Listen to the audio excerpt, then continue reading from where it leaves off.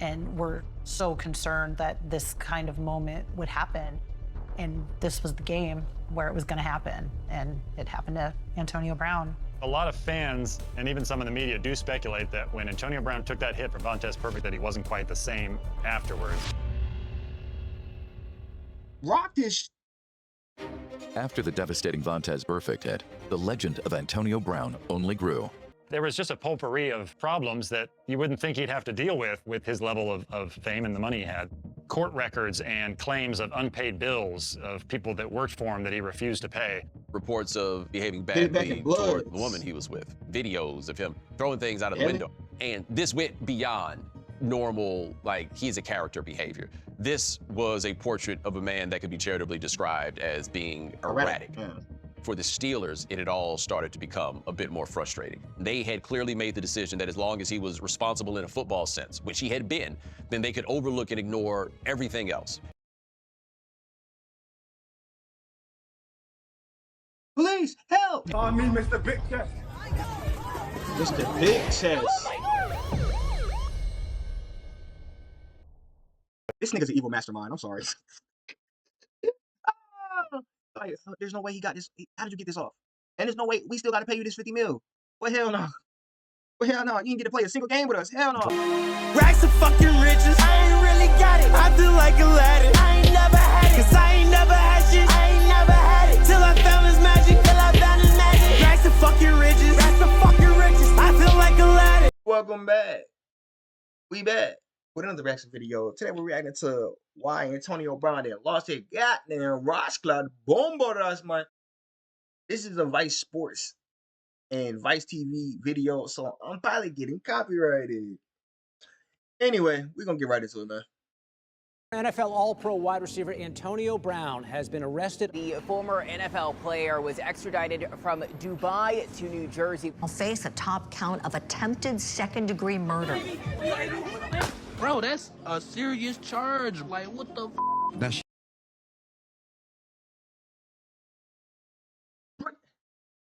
DTE be hitting. To New Jersey. Brown will now face a top count of attempted second-degree murder. Nigga, he ran out there with 4.6 speed and said, fa, fa, fa. Right here. This nigga think he a gunslinger, brother. TTE got this nigga thinking this Red Dead Redemption, man. Bro, that's a serious charge. Like, what the f? That shit is crazy to me, bro. I'm not gonna lie. What do y'all think is gonna happen to Antonio Brown? Well before his story took the turns we now know, Antonio Brown. What's his middle name? That shit is crazy to me, bro. I'm not gonna lie. What do y'all think is gonna happen to Antonio Brown? Tavares. Well, you should have known he was gonna crash out. Well before his story took the turns we now know, Antonio Brown was the kind of player and personality people couldn't get enough of. Antonio Brown was probably the best player I've seen live in a football game. Antonio Brown was something else. He was fearless. Electrifying. There seemed to be no limit to what he was going to be able to do. Newsflash, he did a lot. I'm talking off the field. So what went wrong? What happened? I mean, he was on top of the world. Police in Florida are looking to arrest Antonio Brown. He threw furniture off a high-rise balcony. Rape and 2 other instances of sexual assault. This is a loose cannon. Look at her. She's a lost cause. Look at her. You know what they say, more money, more problems. I think the ABU persona overtook him. Attention is a drug, and everybody's on it. The devil gonna try to bring you down when you get closer to your goals. I never wanted to open up the paper one day and see something drastically went wrong with him. Oh my God, he has a gun! Oh my God! Get down. Shots were fired. Wait a minute, what happened? We have absolutely reached rock bottom. Right now, he's probably the biggest cautionary tale about the NFL and fame. The chase for greatness can change you, and sometimes in ways you don't see coming. Like, realistically, I'd rather have an assault charge. I'd rather have neither, but I'd rather have an assault charge than an attempted murder. What are we talking? I think to a lot of people, Antonio Brown remains a mystery. Nobody has that silver bullet final answer to the question of what happened to Antonio, what's wrong with Antonio.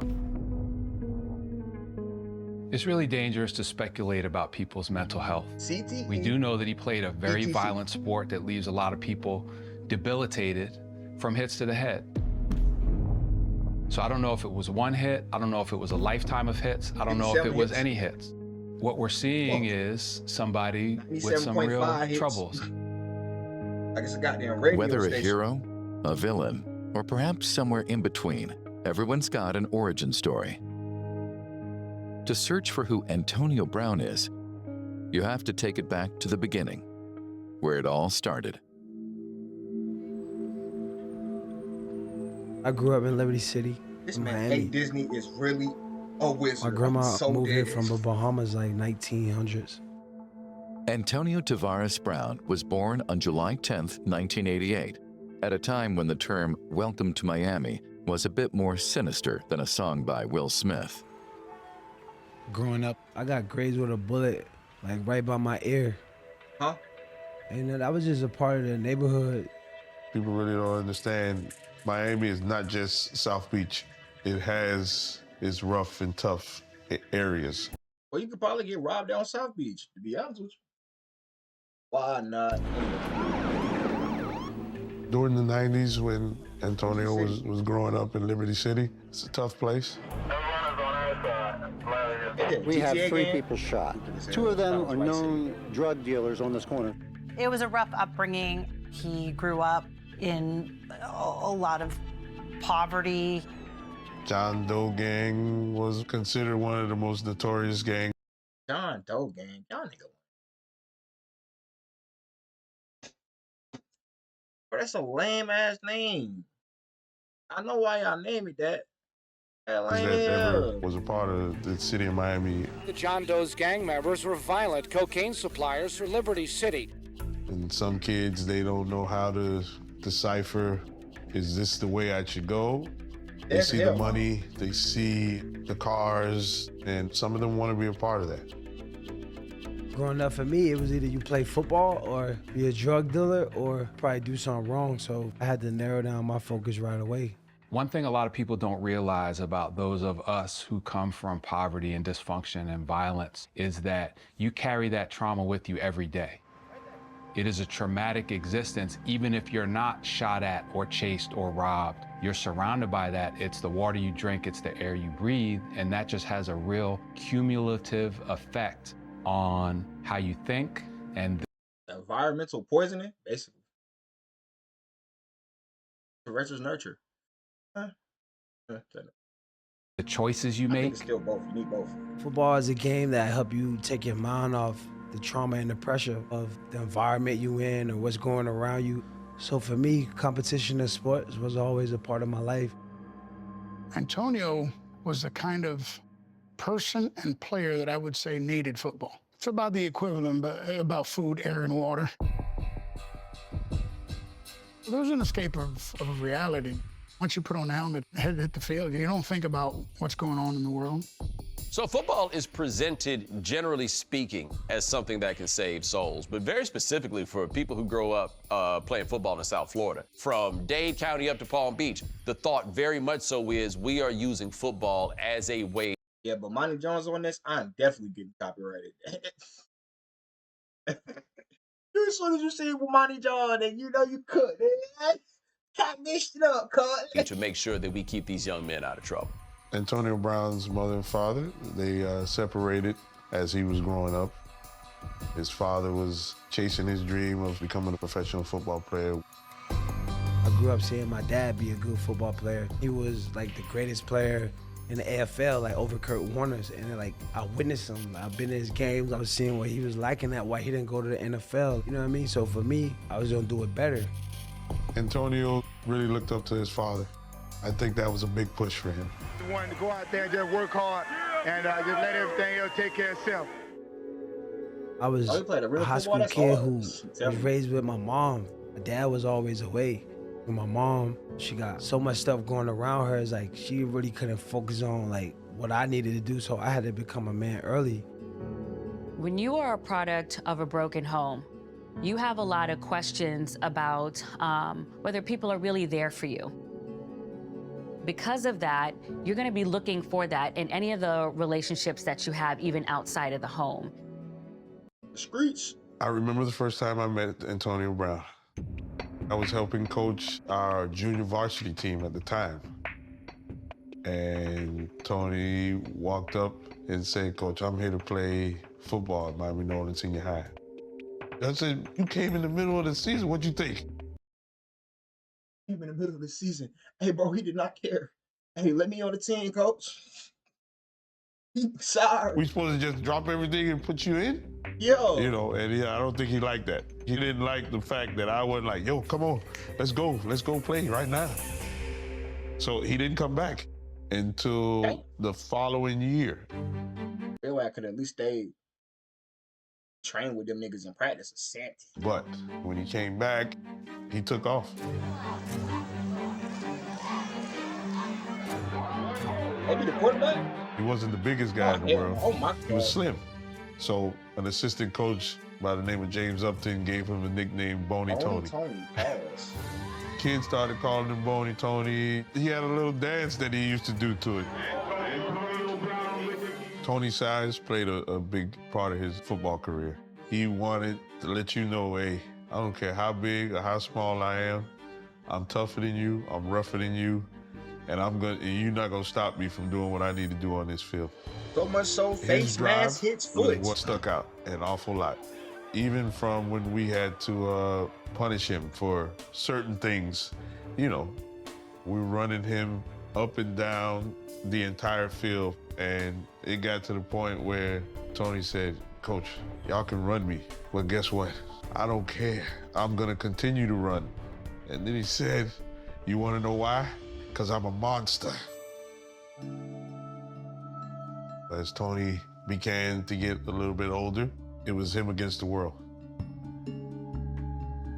His mom remarried, and now you have a new father who's not your father in the home. There's friction there. You're feeling isolated because, you know, your adulation from your mom is being split with someone else. There was times where I dropped him off to his mom's house, and then there was times when I dropped him off to his grandmother's house. Sometimes he would go home with one of the players. That was pretty much it. Coach, you should have seen if he could just stay at your crib for a few days. Yeah. His way of life. And at a young age, it'll harden you. After Antonio graduated from high school, he had put out a few applications to a few schools here and there who had interest in him, but solely because of the academic and him not passing that entrance exam, he had to somewhat be pushed aside. As he was waiting to get a decision from those other schools, he found out they had open tryouts at FIU, and Tony knew that he could play at that level. But things happened and it didn't work out like it should have. Hold on, explain what the things are. Let's not skip past things, brother. He was on school campus. The dorm supervisor had some words with Antonio and another young man, and then Tony and them left. As they're walking across the campus police approached them. Okay. I guess it got kind of loud. The other young man that was with Tony pushed the officer away. Shit. He did what? Tony, you're running? For a black man in Florida running. I don't give how fast you is. It might.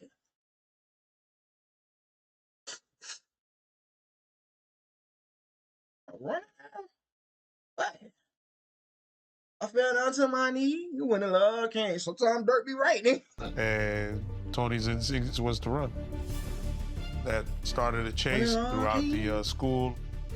Vice obtained campus police records from this 2007 incident, which showed that 19-year-old Antonio Brown and a teammate were involved in a physical incident with officers. Witnesses stated that Brown fled police and football staffers twice, even removing his clothing to disguise his appearance.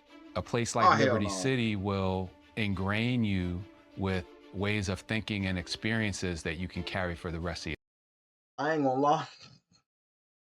That nigga tried to get loose. This is why the nigga had 1,800 yards. Shit like that. That nigga thinking at all times, bro. He said, yeah, let me get these clothes. I don't need these clothes. Hey, bro, I can get your clothes. Hey, B, what do you do? your life. A lot of people look at those of us from these neighborhoods and say, why are they doing these things? Why would you run from the police? That doesn't make any sense. No, gang. My only reason to saying, why are you running from the police? Brother, them niggas are gonna shoot you. That's what I'm thinking. Bro, look. I'm gonna die right here.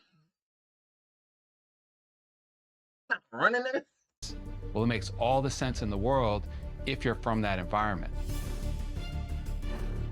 Finally, I guess they were obtained, and then I was called.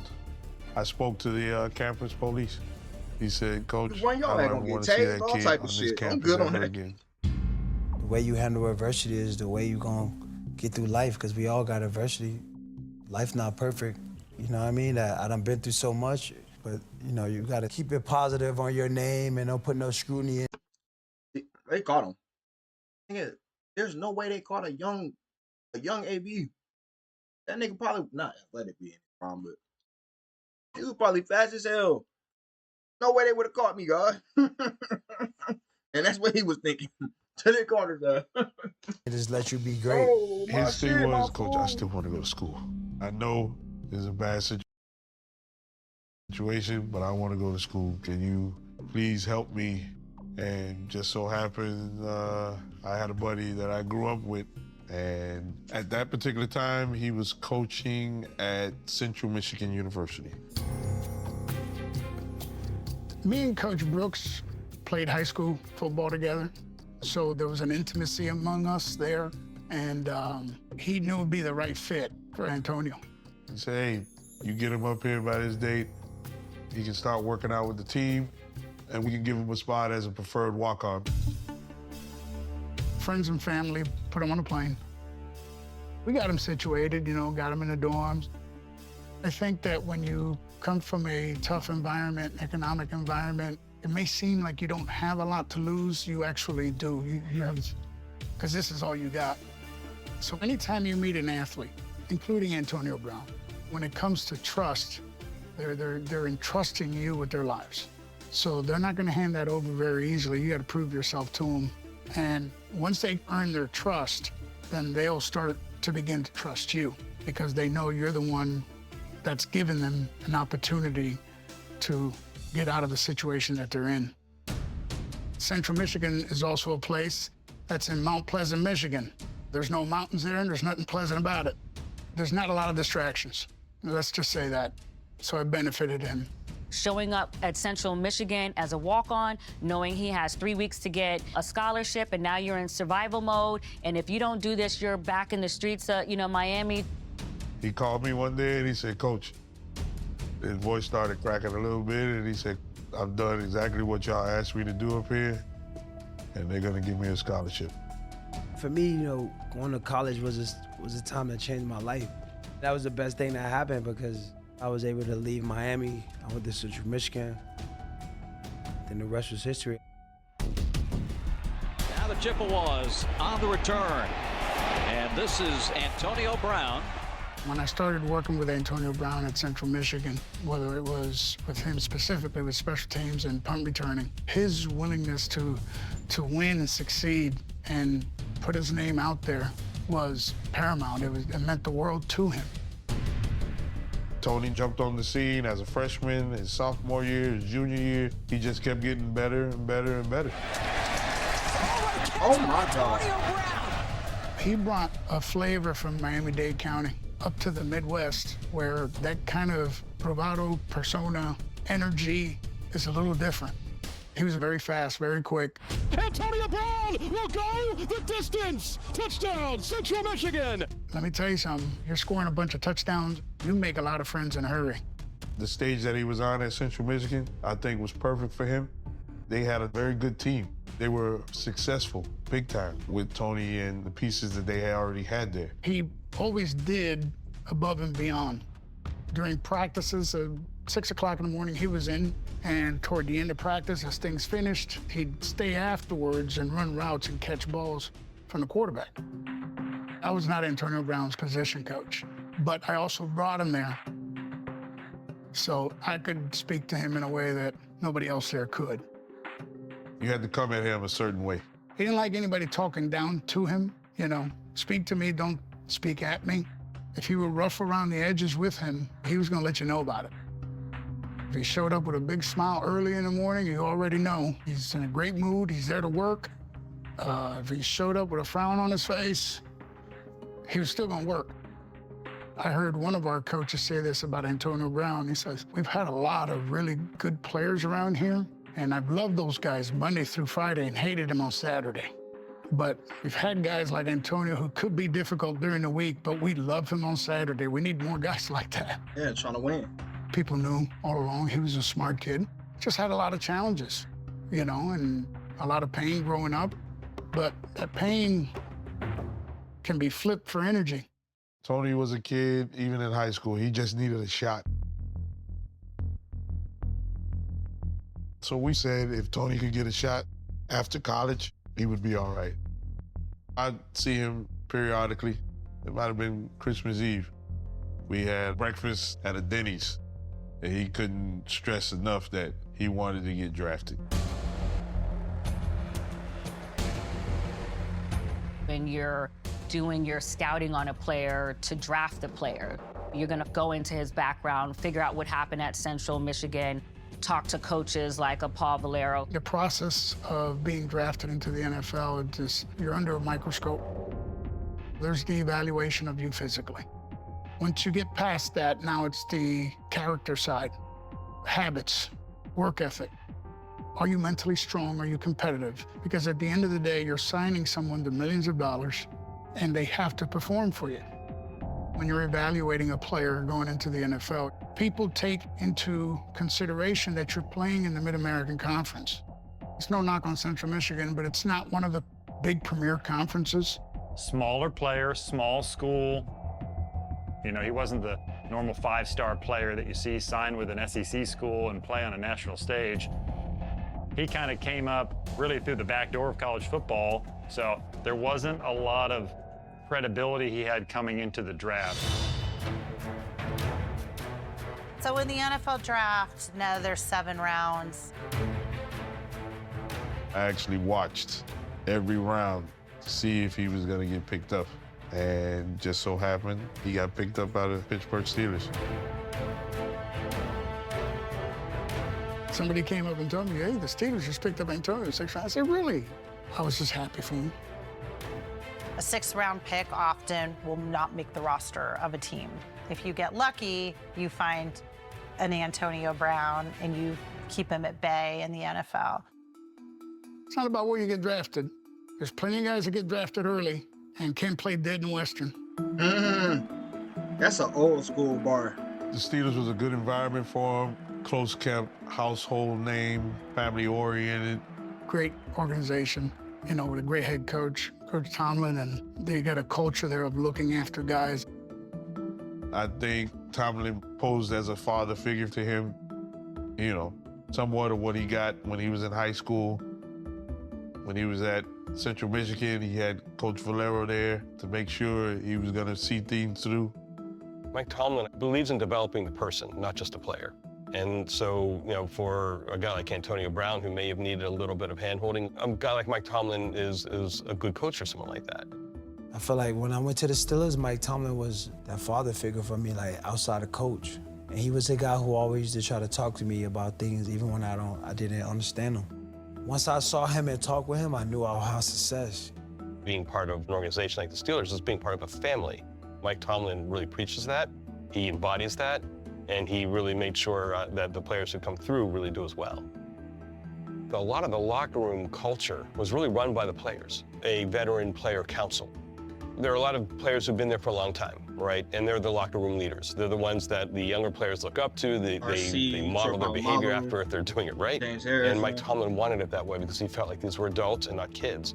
But in the same instance, he really wanted to be there for them, and his door was open for them, and he would talk to players all the time about their families, about their lives, about the issues they may be going through. When you're drafting a player that late in the draft, you're probably not expecting a whole lot. Maybe he'll make the team and contribute. Nobody really knew that he would become what he did. He just needed a foot in the door, and Tony kicked the door in.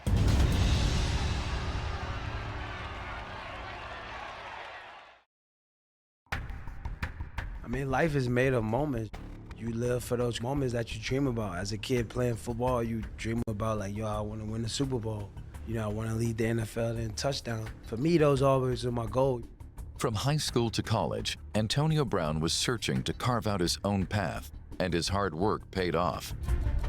Drafted by one of the NFL's premier franchises, Antonio seized his once-in-a-lifetime opportunity and ran with it. When Antonio Brown signed with the Pittsburgh Steelers, late round pick, you're signing a 3-year deal, around $1.3 million, pretty modest signing bonus of about 70 or so. That's not the huge money that a lot of these star NFL players are accustomed to, but if you're Antonio Brown, you've really worked your way from the bottom into NFL status. That's a great contract. That's huge money for a player coming up. When he first came to Pittsburgh, the Steelers were loaded at wide receiver. They had a lot of star players. Antonio Brown was really perceived as maybe your 4th or 5th wide receiver on the team, and then a kickoff punt returner. You know, special teams, that was where his value was. I started covering Antonio when I was working for ESPN. I remember him being very precocious, very personable. He's got a very white smile, so his teeth are blindingly white. I do remember that about him. And, you know, I just remember him bursting on the scene. He quickly made himself known with his performance. By Antonio Brown's 2nd year, he had stamped his mark on the team, and he was becoming a superstar. And then gradually, the more and more he plays, the clearer that he gets that you have one of the best players in the NFL. And then it also becomes clear that much in the tradition of I think it was hooping. And at 1,500 yards. great wide receivers, this guy is a character. Yeah, Antonio Brown was something else. His extroverted personality on the field, dance he would do when he'd catch the ball. He knew that's what people wanted to see, and he gave it to them. Ben Roethlisberger and Antonio Brown, that relationship was perfect for both of them. Ben Roethlisberger saw what was there in Antonio Brown and the playmaking ability he had and would go to him frequently. And I think Antonio Brown really appreciated that. So I think they needed each other, they respected each other, and on the field knew the value that each brought to the other. Crazy, because it was not enough. In 2012, the Steelers signed Antonio Brown to a 5-year, $42 million contract. At the time, they were getting ahead of what they saw was a brilliant player who's going to cost a lot more if they waited a year or two. If you're Antonio Brown, I think in many ways he probably saw it as not just about money, it's confirmation. That chip on his shoulder, I think, was real. His work ethic, I think, was driven from that. He wanted to prove himself. He had this drive to succeed that was unparalleled. A $42 million contract will turn your whole life upside down, in good ways and in bad ways, especially when you come from having nothing. You've got money for the first time in your life, and you're supposed to be able to operate normally. How does that work? The money is fun and big, and so you're spending that, and it gives you a big head because you have so much money. It's like you can't go wrong. You can't overspend on anything, right? Am I slow? Did he say $42 million? He didn't say $400 million, right? I'm like, what are we talking about? Half of that's getting taxed. Getting $21 million. Then he don't know how to spend the bread. Of course he can overspend. And so that obviously has its own entrapments. He was somebody who did live an extravagant lifestyle. The choices that people make who once were poor, a lot of them are predicated on not wanting that feeling of being poor. It feels really bad to pull up to some place and everybody looks at your car because the side is rusted out. So AB just gonna roll up in the old school Rolls Royce with a driver? It feels really bad to go to school and have people make fun of your sneakers. Yo, that haircut was so ass. No, I thought he thought He probably thought he was Wesley Snipes. Because they got holes in them. And so when you get some money, you're going to make sure not only are they not going to make fun of them, but they're going to admire them. And I'm going to feel good about myself. Man, see God. One year he showed up in a helicopter, literally pulled up into like a grass field adjacent to the college. And we're all there waiting on all the players to show up. And then you get word like, hey, Antonio's about to be here, but he's not showing up in this driveway right here. He's going to be a half mile down the way in a field in a black helicopter. You want to make a statement? That's kind of gas. I ain't gonna lie. I just want to get on time and get ready to go. It's time to go. It's that time of year. Watching Antonio's career unfold, it was a joy. They must be talking about the beginning. There was a lot of pride in being able to help him get to where he needed to be. By 2015, Antonio Brown was arguably the best wide receiver in the NFL and on the fast track to the Hall of Fame.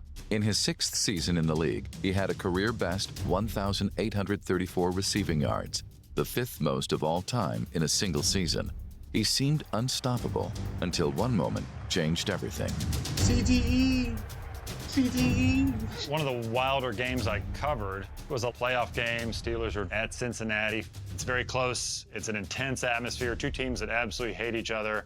The Steelers-Bengals rivalry goes a long way back. The Bengals and the Steelers don't like. Brother, how is this a rivalry? Well, you got to fight back for it to be a rivalry. Bengals have no chips. No rivalry here, brother. These are clowns. Like each other.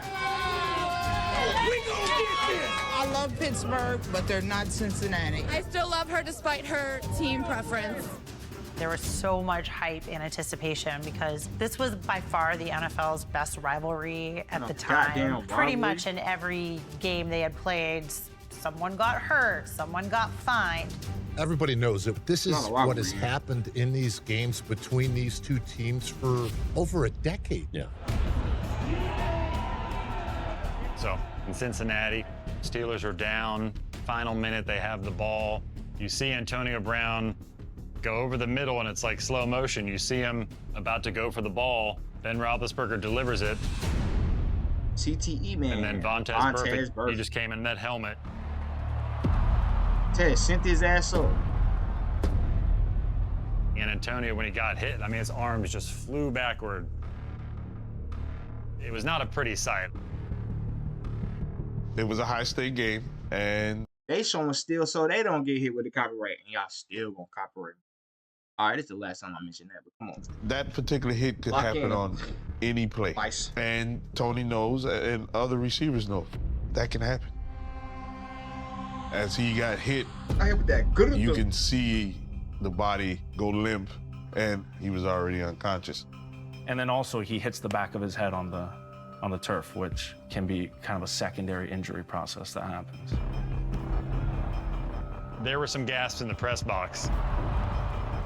Even though you couldn't really hear the hit, you could feel it. It was sort of soul stripping, you know? You're dealing with the reality of a late game. It's very close. It's an intense atmosphere. But then there's this human element of, is this player okay? Is he gonna get up? That was my first instinct. You need to get up. Tony was always one to get up. We considered him a rubber band. You hit him, he's gonna jump back up. He don't want somebody to be able to say, you know what, I knocked Antonio Brown out of the game. He's gonna get back in the game. And I think he lives his life that way as well. Are you out before you even hit the turf? Yeah. Oh, boy. Yeah, because he hit me right in the head right before I hit the turf. Yeah. Memory loss? A little bit. You know, my coach was telling me I was smiling and talking to him like they thought it was regular, but I didn't recall any of it. Like, nigga, there's nothing in his eyes. He's not home, brother. That nigga got knocked out. What I thought at the time, which is kind of random, but the movie Rocky IV, where Apollo Creed goes down to his eventual death.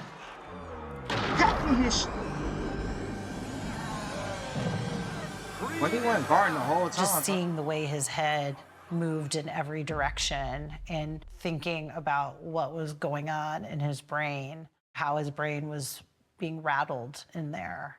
If you had to rate concussions on the spectrum of you know, mild or moderate or severe. I would probably rate that as one of the severe ones, where the most force and the most injury to the brain is that diagonal head impact that Antonio Brown had. The worst part of that concussion after Burfict hit you was what? Yeah, probably your energy and your balance. You know, when you get a concussion, doing the eyes test with the symptoms usually make you real dizzy, lightheaded, and wanting to sleep a lot. The discussions around concussions, I would say that it really hit a fever pitch around the CBA negotiations in 2010. Players were fighting for their rights. So I remember it being intensified around that time. When Antonio Brown takes a hit like he did, a star player with helmet-to-helmet contact like that, it reintroduces the discussion all over again. I think we all had our antennas on and were so concerned that this kind of moment would happen. And this was the game where it was going to happen. And it happened to Antonio Brown. A lot of fans, and even some in the media, do speculate that when Antonio Brown took that hit from Vontaze Burfict, that he wasn't quite the same afterwards. Rocked his... After the devastating Vontaze Burfict hit, the legend of Antonio Brown only grew. And as he continued to put up Hall of Fame numbers, Yeah. Oh, shit. he was still searching for something beyond the end zone, the spotlight. The idea of self-branding was becoming really big with football players. Antonio Brown believed, hey, I know I'm not going to last forever in the league. No one does. And I'm seeing this big opportunity here, and I'm going to take it. He was doing commercials. When I think about Antonio Brown's game, he got it all on lock. Haircut, check. Pushing his persona and things of that nature. In his prime, he had it going from the marketing standpoint. I mean, he had Pepsi. Antonio, what have you got in mind?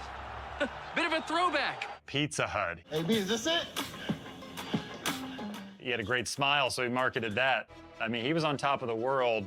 When you're hot, man, you gotta go get it. And when there's money to be got, you don't know how long it's gonna last. So you gotta keep that momentum going. In the NFL, if you're not a marquee quarterback, it's hard to get endorsements. It is not easy to get big money. Peyton Manning was like in every other commercial. That's okay, Wendy. That was a good carry. You're still the man. You're the man. You know, maybe Aaron Rodgers. It's the perfect thing for game time with the guys. You'd see Ben Roethlisberger pop up. I want to head back inside. But it was rare to see a black NFL player. And it seemed that the NFL was embracing that, given AB's endorsement deals and the Madden cover. Being on the cover of Madden football is an indication that you have reached upper echelons of stardom. The idea... No, nigga, it's the sign that's about to go left. Every single Madden cover is cursed. What are we talking about? The idea that he was on there with no helmet, the part that makes that interesting is not simply that it allows for his face to be seen, but it is also a reflection of the fact that he has been known as the sort of guy who would be there without his helmet on. Look at me right now, and that is a reflection of who the man was. When I talked to AB about being on the cover of Madden, he talked a lot about wanting to inspire people. His work ethic is incredible. Why is Bomani speaking like he giving a eulogy, bro? That's who the man was. Is he dead? And that has been an inspiration to a lot of young people, a lot of adults. All this, and he would be like, Coach, I'm doing this just so I can feed my family, so I can make sure we are good to go forever. The problem is that when you're at that stage, you live in a glass bowl, everybody sees you. You're not invincible, and you're not invisible. You can't afford to make mistakes. And the more that he realized that he's special in the league and that he, you know, had a rhyme, it did go from, you know, Antonio Brown to the AB character. I do think it exerted a pressure on him to feel like he had to be this character. I mean, it was literally the AB show minute to minute. And I feel like because of that, there were times that he struggled to go back to Antonio Brown. I think his image was very important to him because he had done something incredible and he was trying to balance these impulses that he had for attention and for being his own person and doing his own thing to going with the team. and being part of the squad. Attention is a drug, and everybody's on it. The Steelers culture is something that is like that beloved by part. players who have gone through that system and believed in that culture and believe that the culture is about the team first and players second. As the veterans slowly left the team, retired, that really changed that leadership in the Steelers locker room. And I think when you have a guy like Antonio Brown who really thrived on being led, I think to keep him sort of on the straight and narrow, when those reins sort of get loosened, I think that may have had an effect on his sort of performance and behavior. After a game in 2017, we're in the press box and we're trying to file our stories, and I'm getting emails from editors saying, hey, like, Antonio Brown's on Facebook broadcasting live from the locker room. The Steelers culture is really tight-knit, their locker room, especially with sacrosanct. You can't live broadcast what the head coach is saying when he's addressing the team after a game, because a lot of times that head coach thinks that what he's saying is confined to that room and not to be broadcast publicly. And Mike Tomlin had called the Patriots these assholes. That was a private moment for Mike Tomlin. That's like a betrayal, right? That's like a family member giving away your secret online. Antonio Brown decided to go live on Facebook for 17 minutes. Probably not the best idea. That was. Well, AB going live, I think he did it because he had like a Facebook or some dumb shit like that. Was stupid. And they beat the Chiefs that game. Anyway, that has nothing to do. If coach feel like them niggas is assholes, they asshole. Who cares? Yeah, I don't care about that being weak. Also, I'm not going to beat the Patriots regardless. It's Tom Brady. It's the first time I started to think about mental health, wondering, like, is that narcissism? Is that bipolar? Like, there was something that was not right. Mike Tomlin came out swinging in his press conference, held Antonio Brown's feet to the fire, held him accountable. That created more negative response to anything he did, I think, from Mike Tomlin. And the reason why is it violated the Steelers culture. You don't violate that locker room. Antonio Brown knew better. He should have known better. And he did apologize for it later. I was really sorry about that moment. Got a little excited. But the deed was done, right? And I think it really sort of exhibited that mindset that was continually developing with him. You know, I never meant to embarrass the organization, to put my teammates feeling a certain way or misrepresent myself. The Steelers huddled up and had to figure out a fine assessment for Antonio Brown. $10,000 isn't overly steep considering that it was a pretty bad violation. The $10,000 fine is just, you know, it's something that Antonio Brown goes back to and laughs about. Like, I can't believe I did something so silly. I can't wait until I figure out what I'm going to do next week on social media now. You know, it's like, it's not a deterrent. I'm a good guy with a good heart and got good intention, and it was a mistake. And I don't move forward from it. No matter what happens with a player, it's still a production league. Nobody produced on the field like Antonio Brown. So we can't The replace him. Steelers go on to sign Brown, give him the contract he's been wanting of $68 million and $19 million guaranteed. Bob would have traded that nigga. Yeah, would have traded that man. It's really telling that he got a big contract right after that video episode, right? A few weeks later, he's making more money than anyone else. And I think for Antonio Brown, it was just further verification, right? That, look, I am bigger than the game, and that there's nothing anyone can do. You know what they say, more money, more problems, right? And so now that you've got this big contract, you start interacting with more people. That includes, you know, third-party contractors. That includes, you know, people who are support staff in your life. It's incredibly hard to deal with that much money when you don't have any background or training or stability or foundation. You haven't been taught anything. The people who are supposed to help you with it may be looking out for you. They may be looking out for themselves. They may be robbing you. It leads to a great deal of distrust of the people who are around them. And any insecurities or any lack of self-esteem that you have is actually going to be exacerbated by these things, because the money and the prestige and everything that comes around it, it could paper over whatever the problems are, but they're not going to go away. Around 2018, there was just a potpourri of problems that you wouldn't think he'd have to deal with his level of fame and the money he had. Court records and claims of unpaid bills of people that worked for him that he refused to pay. Reports of behaving badly toward the woman he was with. videos of him throwing things out of the window. And this went beyond normal, like, he's a character behavior.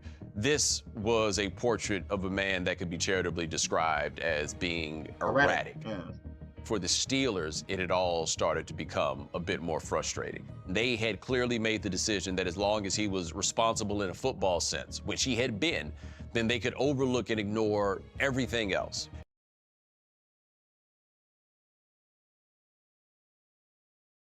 Please help! And it started to feel like that was starting to be a little looser, and that none of the rest of this could overcome the fact that he was starting to look like he was losing it. There are people who believe that Antonio Brown really wanted to be recognized as the X factor on that team. 2018, you know, I had like 15 touchdowns, 1,200 yards, 100 catches. I think that was my 6th season doing it. And that's when I realized that, you know, people don't really appreciate greatness. And there were times that I remember Antonio Brown felt that Mike Tomlin was prioritizing Ben Roethlisberger. Ben was always going to be the top of the pecking order there.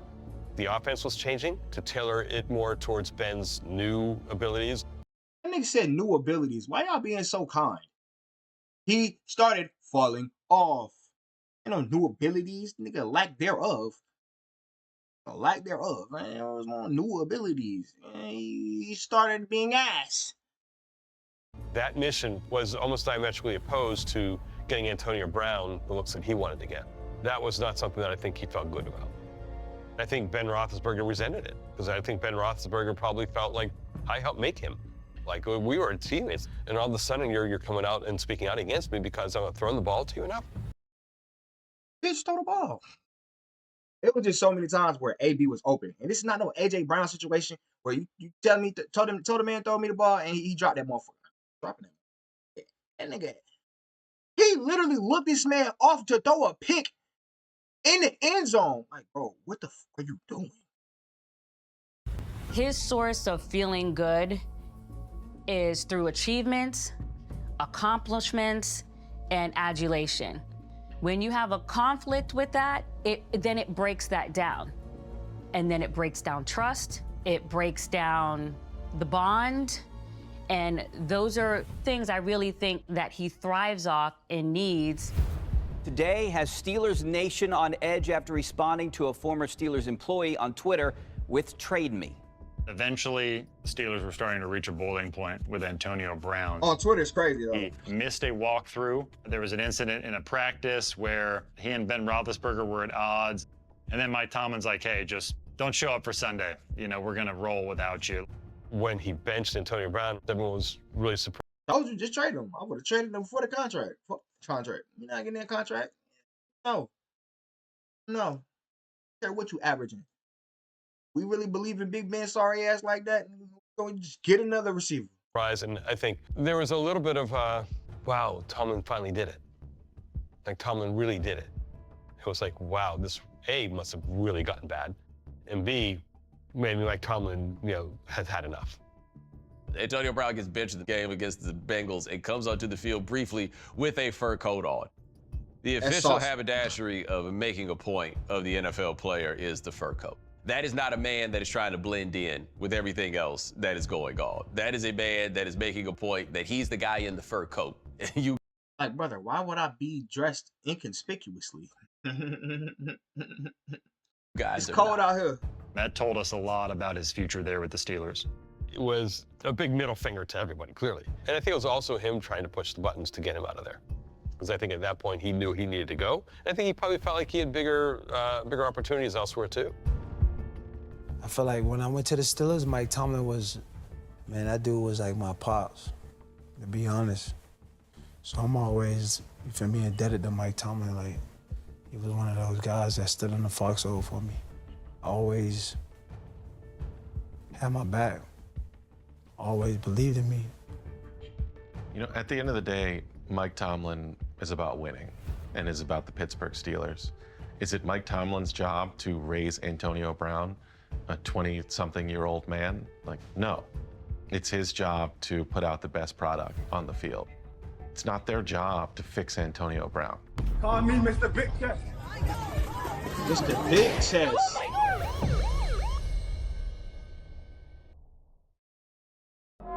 For the early part of his career, Antonio Brown was known by many names, from AB to Mr. Business is Boomin' to Tony Toe Tap. But by 2019, his relationship with the Steelers had completely fractured, and he was demanding to be called a new name. Call me Mr. Big Chest. Big Chest for now.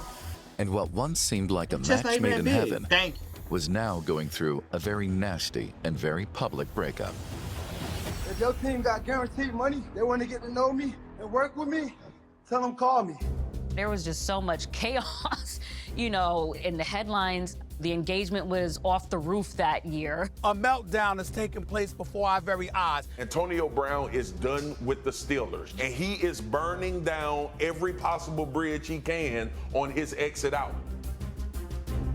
The fact that the Steelers had just extended Antonio Brown and then had to trade him illustrates how desperate they were to move on. They seem to understand when good business goes bad. And they had to assume $20 million of their salary cap that they can't spend on anybody else. That's how much they wanted to get rid of him. Antonio Brown gets his wish. The Steelers ship AB off to the Raiders, and the 3-year deal worth $50 million makes him the NFL's highest paid receiver and sends ripples around the league. When the Steelers traded Antonio Brown to the Raiders, I think the expectation was that he was going to be able to contribute immediately and elevate the Raiders' offense. Mike Mayock was a new GM in his own right at that time. Obviously, that was a huge acquisition. There was a lot of pressure for things to go smoothly. Huh? And it didn't. Burn your He feet, did buddy. not play a single game for the Raiders. It's just nothing but... This nigga's an evil mastermind. I'm sorry. Like, there's no way he got this. How did you get this off? And there's no way we still got to pay you this $50 million. Well, hell no. Well, hell no. You didn't get to play a single game with us. Hell no. Drama the entire time. I mean, he had frostbite on his feet. He did it. A lot of the drama started off in training. And then, it kind of does look real, but he did it to himself. Also, who's to say that's not like clay or some shit? Like he just put new skin over his feet and then let it dry and then just chip that shit or something. Like, man, the fuck? Training camp with him burning his feet in the cryotherapy chamber. His feet just ballooned. It looked like he had 15 bunions on his big toe. I've never heard of a player burning their feet in a cryotherapy chamber. And it was just like, it was so crazy because of all things to happen. It's just like, what? He can't practice because of what?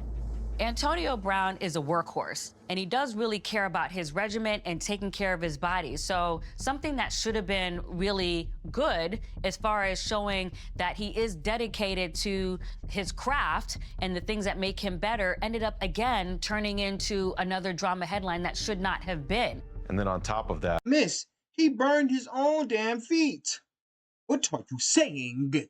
there was a dispute over the type of helmet he wanted to wear versus what the NFL and the team were asking him to wear. All right, well, after days of controversy, Oakland Raiders wide receiver Antonio Brown will not be allowed to wear his old helmet this season. He really, really, really did not want to wear this new helmet and went through all these things to avoid wearing the new helmet, including painting his old helmet to try to make it look like the new helmet. That's kind of tough.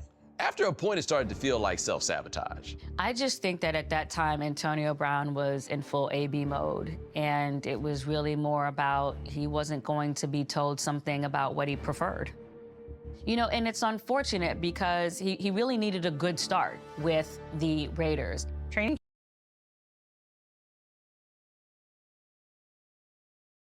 No, he didn't. And no offense to Derek Carr, but Buns. Like, no, he did not. No. All due disrespect to the Raiders, y'all suck. Yeah. Camp is a very rapid, very crucial aspect of an NFL season. It's when everyone's coalescing. And I love that having this sideshow was just a huge detriment. I think when the Pittsburgh Steelers initially traded Antonio, the feeling was that they had made a mistake. And then people saw his behavior in Oakland and felt, oh, yeah, maybe not. You know, maybe Mike Tomlin was sort of the Antonio Brown whisperer, and they just had enough of it. Nah, he the crash out receiver whisperer. See, George Pickens is hooping though. But was hooping though. So I'm like, whatever, man. If they getting rid of you, bro, it's for a reason, bro. I can't handle all this nuttery.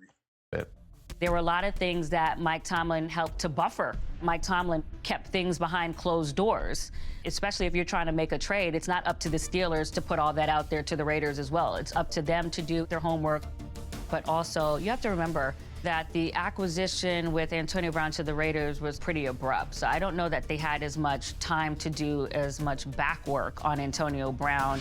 Raiders general manager Mike Mayock told reporters he felt they now exhausted their options attempting to get Brown's helmet approved. From our perspective, it's time for him to be all in or all out. If you don't go to mandatory training camp, you get fined. Like, that's just the deal. And then once he's posting the fines, and it was clear that this was gonna... When your own team want to hate, but there's no stopping me. Now, devil is a lie. Everyone got to pay this year, so we clear. I mean, rhymed at the end. Didn't he start rapping it too? Man, look, that nigga got a whole lot of shit going on. And they thought Le'Veon Bell was the problem. And pretty quickly.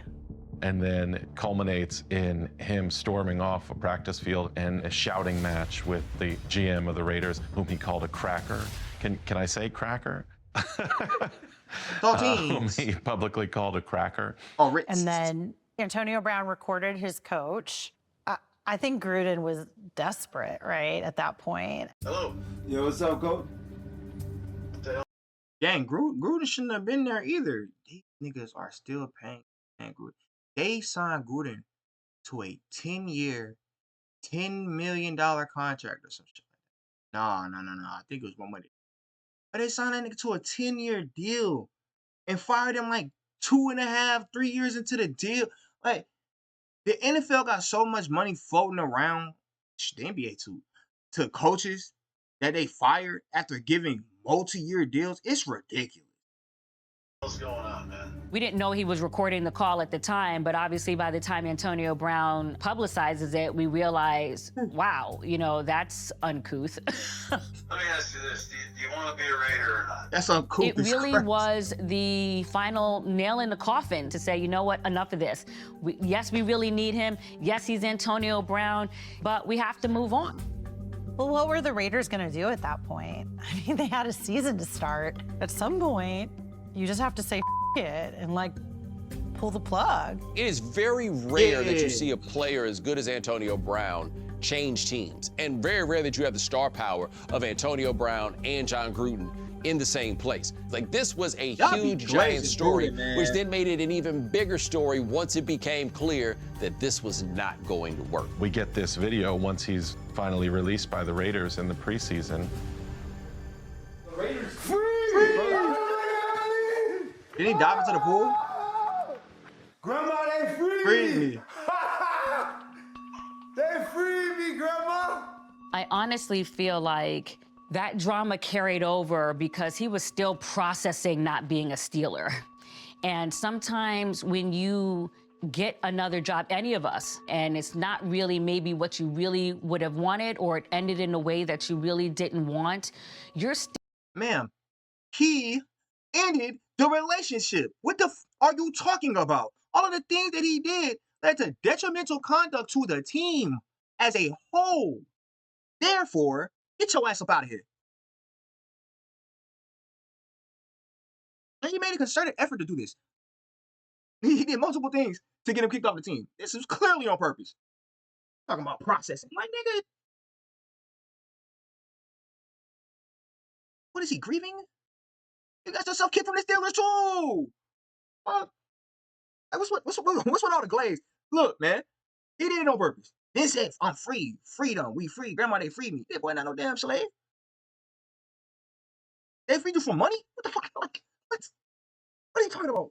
Still in the process of processing that, and I think that is an ongoing theme with Antonio Brown and AB, this AB character that he also developed. I feel like he's just always, to a degree, been in survival mode. Football is back, but the weekend was hijacked by Antonio Brown. Antonio never ends up playing a game for the Raiders and almost immediately signs a 1-year, $15 million deal with the Patriots. A $9 million signing bonus. I think it's a good move. I think he's going to come here. He's going to do great. It's very much a prove-it deal. Can you have the same success here that you had in the first section of your career? He's got attitude problems. Everyone's going to say that. But, I mean, we got Belichick. I think to a lot of observers, the Patriots were actually the perfect place for Antonio Brown. The Patriots were already the villain of the NFL. If you're not a Patriots fan, you really don't like them. You don't like Brady. You don't like Belichick. And now they've added the ultimate joker, the ultimate wild card. What the Patriots had proven over the years, mostly successfully, was that they could take players who didn't fit in at other programs and get them in line in New England. If you care about football and you love winning games and you're willing to be selfless, you can be successful here, and we'll forget about the things you did in the past. Brother, you just saying you're willing to be selfless. That's why he went to the Buccaneers. How can you help our team? How can you help us win? Okay, what kind of trouble are you in? What can we do about it? Talent trumps trouble. That's how the NFL rolls. Like, it always has. I think it always will. None of it really matters what people think or what they say. What matters is us as teammates working hard to get it right. I'm sure Tom Brady was kind of salivating, thinking like, what can I do with this dude? What's the reaction across the NFL to the sign? Oh shit, they're going to win the Super Bowl again.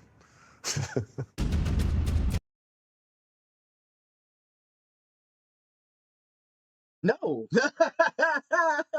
Now, Tom, AB does win with him, not with the Patriots, though. Thank you, God.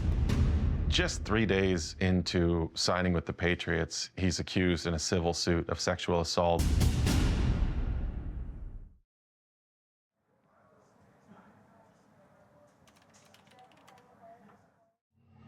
In the documents that were put forth yesterday, Brittany Taylor alleges that Brown assaulted her 3 different times. Brittany Taylor is a former college classmate and a gymnast at Central Michigan University.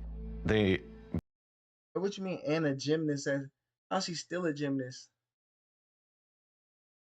At this time, AB like, what, 8 years removed from college?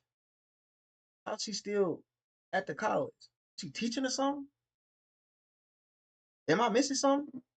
Become Bible study partners together during their athletic careers. Brittany transfers to LSU. Antonio Brown goes on to the NFL and becomes an all-pro superstar wide receiver.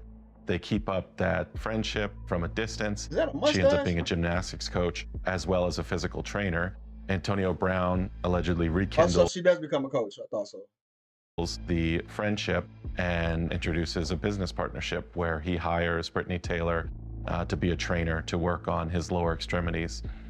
And from there, the relationship is alleged to have turned sexual by Brown. She accuses Antonio Brown of masturbating and ejaculating on her back while she was not paying attention, and then later.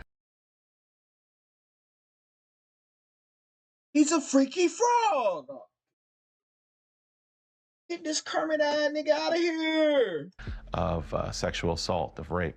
The 2018 incident, as alleged, the most serious. Forcible rape, refusal to stop, even though she was screaming and yelling for him to stop. That is the accusation. And obviously, any time that a player of Antonio Brown's caliber is mentioned in a lawsuit, it's going to get attention. Brown denies the allegations, posting this video on social media. The devil gonna try to bring you down when you get closer to your goals. Antonio's relationship with Brittany Taylor is complicated because it starts out as a business relationship, and throughout, Brittany Taylor and her mother are seeking forms of investment in the business. Extortion? Stop. Another factor is that in the first instance, when he was alleged to have ejaculated on her back, after he apologizes, she comes back and returns to his employ. That's what it would have threw me off, gang. Like, you don't need busting on your bike. And then you can't bite. You busting on your bike, then you can't bite. But hell no. That's that comeback Days sauce. later, Sports Illustrated reported that it had been in contact with another woman. This young woman talks to us and she tells us that Antonio Brown essentially crossed that employer-employee barrier and made it sexual, allegedly. Antonio Brown offers to hire this young woman to paint a mural of him in his own home. But the woman agrees, and very quickly things go off the rails. She spends the first day painting this mural without incident. She comes back the second day. She's on her knees painting Antonio. My brain's cooked. I'm sorry. Why did he say she's on her knees? Anyway, on the second day, however, the atmosphere curdled. The artist says at one point she was in a kneeling position while painting and turned to find Brown behind her, naked, holding a small towel over his genitals. Would he get out of the shower? Nigga, what?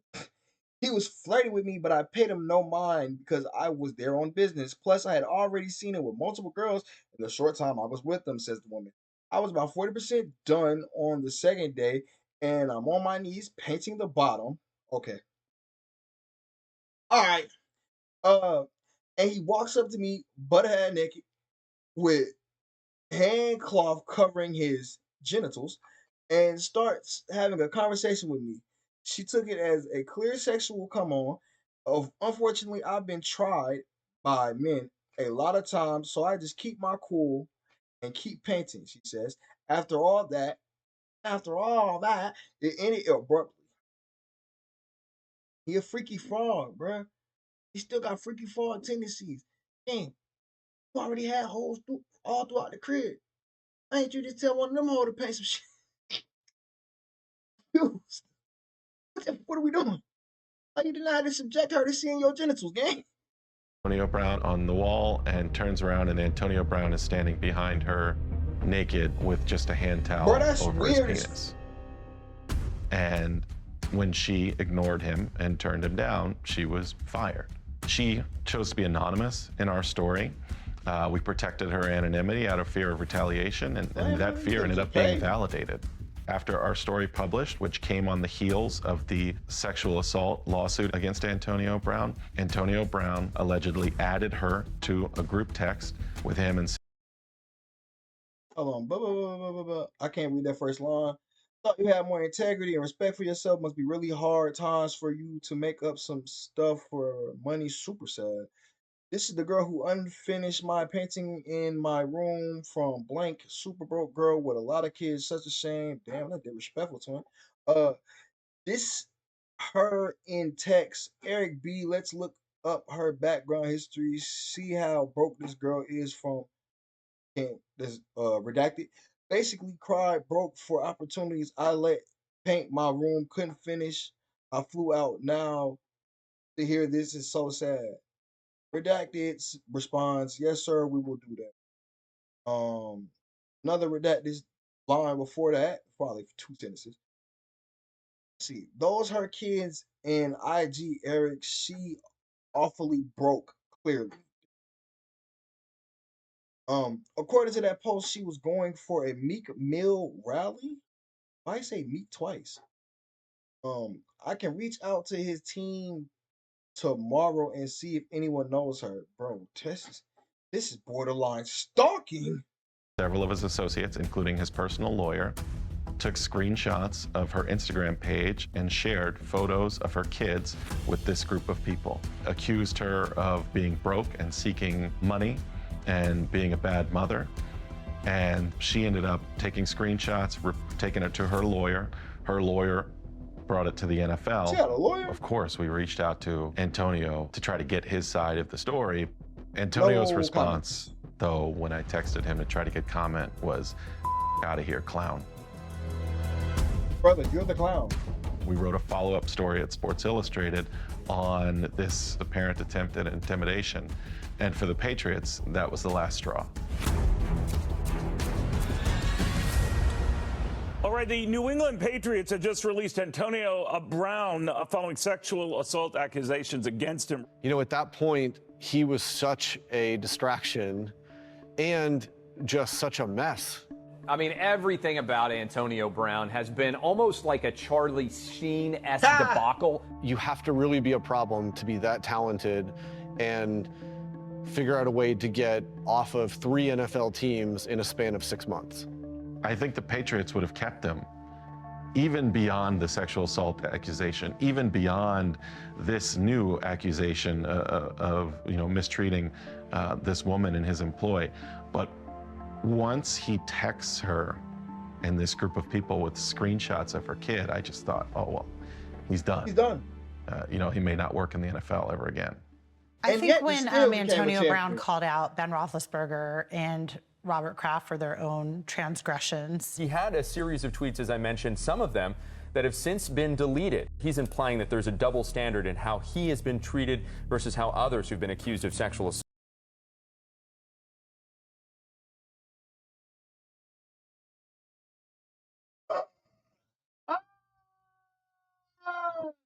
It's just funny calling out the hypocrisy, but at the same time, it's like, nigga, you doing this shit at the wrong time, brother.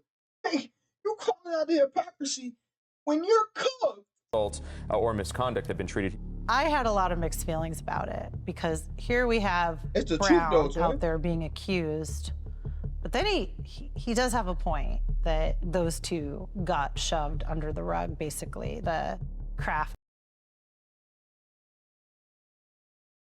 Hey, brother, Robert Kraft is a solicitor. Also, a frequent, what's the word I'm looking for? A frequent, I was about to say goer, but I don't like that word. He's a frequent participant in the consumption of masseuses that get handsy.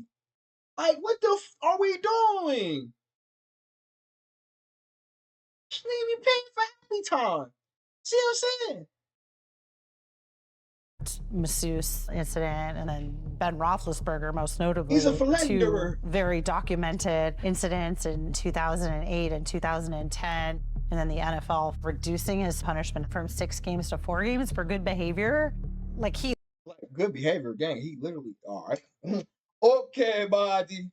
He literally about the same as Tom Brady did for Deflategate. When Ben Roethlisberger was accused of sexual assault, women were not really being believed. This is before Me Too. We did not recognize there was a widespread culture of powerful men victimizing women, raping women. That context. That nigga said we did not believe. Go back, because what the are you saying right now, brother? Nigga said powerful men have been schmagangling people since the beginning of time. What the are you talking about? Did not yet exist. There was a widespread culture of powerful men. Who is we? Who is we? Who is we? Get your ass on. Victimizing women, raping women. That context did not yet exist. You add on top of that, this is a white Super Bowl winning, heroic quarterback for the Pittsburgh Steelers. And so that's absolutely going to get dealt with differently because of time, because of place, because of race. Oh. I'm glad you addressed the elephant in the room. Than a similar allegation against AB.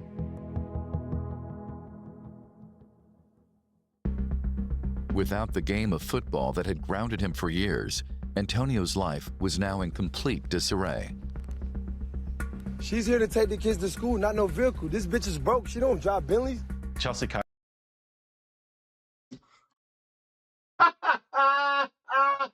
the fuck? Bro, it's just unhinged. Like, it's not supposed to be funny, but it caught me off guard. She said, yo, she had to take the kids to school, not to drive a Bentley. What does her being broke have to do with shit? Iris is the mother of 4 of Antonio Brown's children. Look at her. She's a lost cause. Look at her.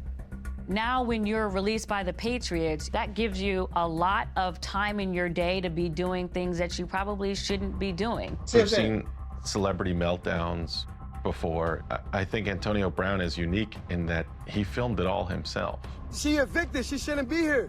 You guys should know that. He's filming himself screaming out on his front lawn with a bag of penis-shaped candy.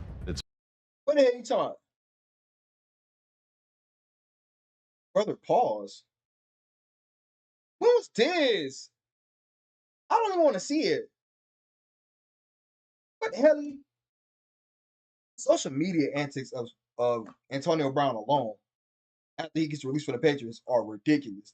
But I don't see how in the hell he got re-signed to the Buccaneers. I guess Tom Brady got all the power in the universe. Because, brother, what the hell? Very hard to relate with a lot of that. It's the bag of dicks. Hey, Chubbs, here go the bag of dicks. Fish head, fish head.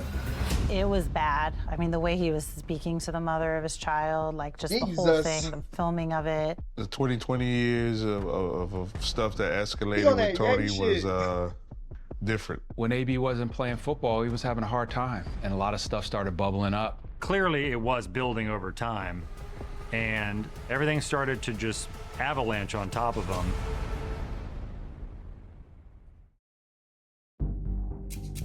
January 2020.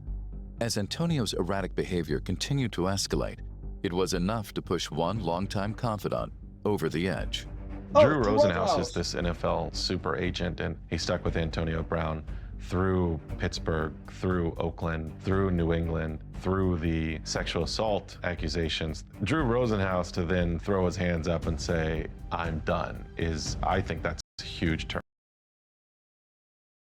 Agent Drew Rosenhaus conditionally terminated his relationship with Antonio Brown today until the free agent wide receiver seeks counsel. That like it was permanent. It seems to me, as soon as he seeks counsel, whatever the hell that means, whether it be somebody to consult with or actually going to therapy, whatever that means, he's gonna pick him back up. You're saying nothing. Rosenhaus wrote in a letter that the NFLPA received today that he would like to work with Brown, but not until he first gets help. Again, like I just said. Turning point for Antonio Brown, because at that point, it's hard to find anybody who's in his corner. Broward County Regional Communications, may I help you? The guy is high, he smoked, he threatened me. He's trying to fight, he throws stones in my truck. I need a policeman, I need to make a report. Antonio Brown was having some items moved from California to his home in Florida, and there was a disagreement with a moving truck driver about whether he had to pay money before the truck driver could release Antonio Brown's items to him. I've been beaten. He jumped into the truck and tried to get me out. He ripped my t-shirt. He tried to beat me. Brother, how the hell did he get in the truck? All right.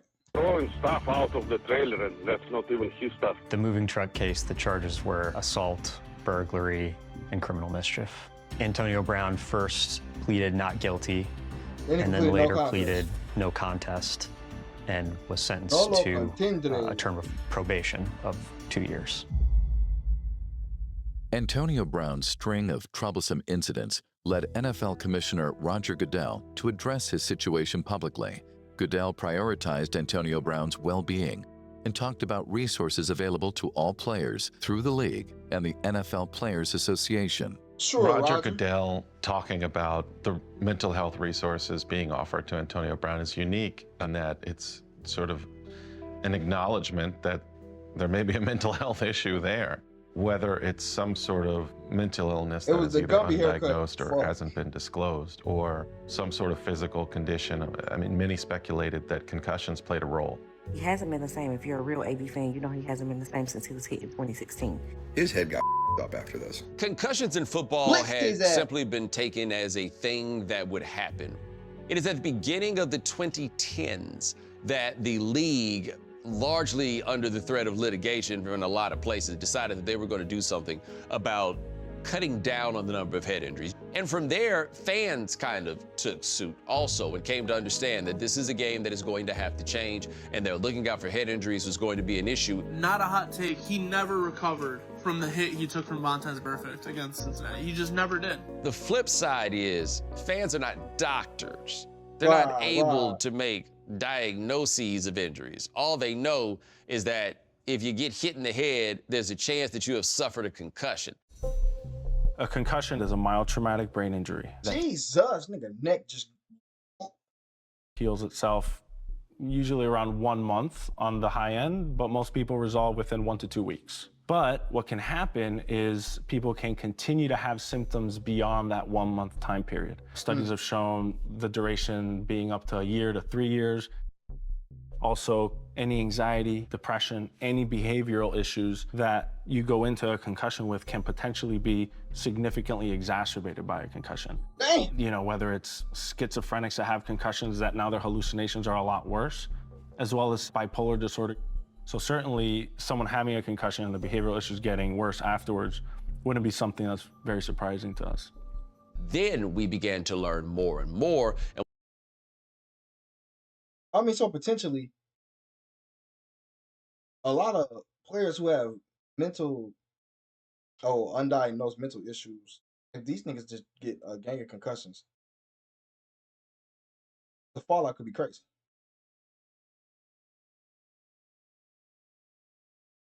I hope that never happens. I'm praying for y'all to get help. We find out about something called Forget CTE. football.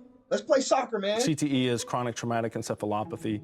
It's a kind of dementia that ends up developing. And one of the primary risk factors for chronic traumatic encephalopathy is hitting your head over and over and over again, so repetitive head injuries. That then became a catch-all term for just about any strange behavior that you witness from a football player, was then blamed on CTE without a sophisticated knowledge of what happened. And I think CTE is a completely different animal because it involves hitting your head. It can involve concussions, but likely involves more subconcussive head injuries. And there's this lull where you don't have any symptoms and maybe you feel okay.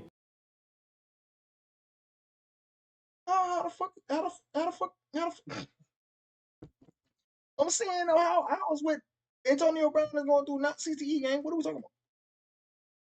We have multiple videos of him being clear. Like you can hear the clarity. Like it seems like he's flying. You see him do some outlandish. And then you begin to have symptoms several years later. Behavioral issues are one of the first presenting signs of CTE. Impulse control, angry outbursts, significant irritability are 3 primary symptoms that we tend to see. It's impossible to diagnose while they're alive. The only diagnosis comes after they're dead when you cut open their brain and you look at their brain under a microscope to be able to determine, you know, does the protein deposition have a pattern that is characteristic of CTE? Well, I mean, he's not dead, so you can't diagnose it. But how much money y'all want to bet? See what I'm saying? Like, what we talking about? And it's particularly difficult in the population that we're discussing right now, the NFL, because we know that these people, in specific cases, can be predisposed to mental illness, but then also you have the CTE thing lingering, right? Which one of the presenting symptoms is mental illness. Mental illness. When Antonio Brown got hit in the head by Vontaze Burfict, correct or not, he became the face of CTE in the NFL. This is not even funny, bro, but why he say that like that, twin? The face of a disease that can only be diagnosed in dead people. It's obvious Antonio Brown has issues. But are those issues CTE or are those issues because he's a jerk? There's questions about Antonio Brown, his behavior, you know, whether his behavior is related to CTE or not. It's hard for me to pin everything that happened from a behavioral standpoint on this one concussion that he had. I can't say that. There's so many other factors. Brother, the fact that you think that's the one concussion that he had, are you dumb? Like, he got that hit in like year 7. We all want a simple explanation for things in life, right? There sometimes isn't one simple, pure explanation for things. With Antonio Brown, it just feels like there's a lot more play. So it becomes difficult to untangle that and figure out what exactly is going on, especially in this day and age where you've got all sorts of, can I curse? Yes.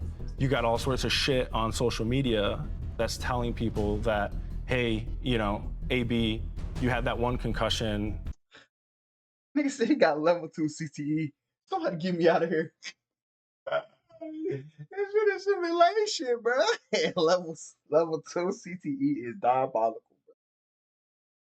In that game against the Bengals, that's when you had CTE, right? No, you dickhead. I'm saying this man's brain been getting scrambled. That hit right there, was the tipping point. That was the tipping point. Then he played 3 more years after that. Before Vontaze Burfict turned his brain into scrambled eggs, Antonio Brown was the best receiver in the NFL and a top 5 wide receiver of all time. An individual is made up of a lot of other factors and is influenced by a lot of other factors other than this one thing, right? Nigga told him go get diagnosed. Like, brother, are you fucking dumb? Oh, the internet full of idiots. They told him go get diagnosed. So you just told this man, you know what? I'm about to start borrowing on that. And you got CTE. Go get diagnosed, because you're basically telling somebody to lose their life so they can go get their brain scanned. Not scanned. Examined. Obviously, as a reporter, I feel like one of the things that I always try to achieve is getting big exclusives and big interviews. And obviously, I was very well aware that Antonio Brown had not done an interview since the time that he had gone through all of this circus in the off season. I'm just like, look, AB, would obviously love for you to do this if you could. And classic AB, he didn't give me the answer right then and there. So later in the week, I'm covering the Super Bowl, and I was told that I was clear from this live shot. And the next day, I'm showing up for work again to do stuff with SportsCenter. I think word had got back that I hadn't done this live shot. And someone was saying that I wasn't excused, and of course, I find out that I was in big trouble. And, the SportsCenter people were going to take me off SportsCenter during Super Bowl, which was a huge deal. Damn, and I knew as a result of that my career was in trouble at ESPN. It was a big deal. Big deal. And I was devastated. And on my way, leaving the 49ers hotel, I get a phone call. My career, they said. Out of nowhere. That what it sound like. And it was Antonio Brown.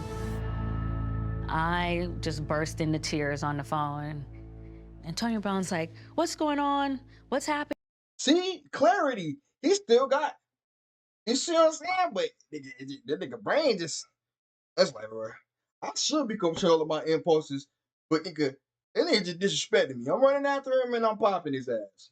Brother, this is not GT motherfucking A, and you know that. And then what happened? What did they do to you? No, it's not GTA. I'm repeating the story. I think it's over and all this other stuff. And he was like, oh, no.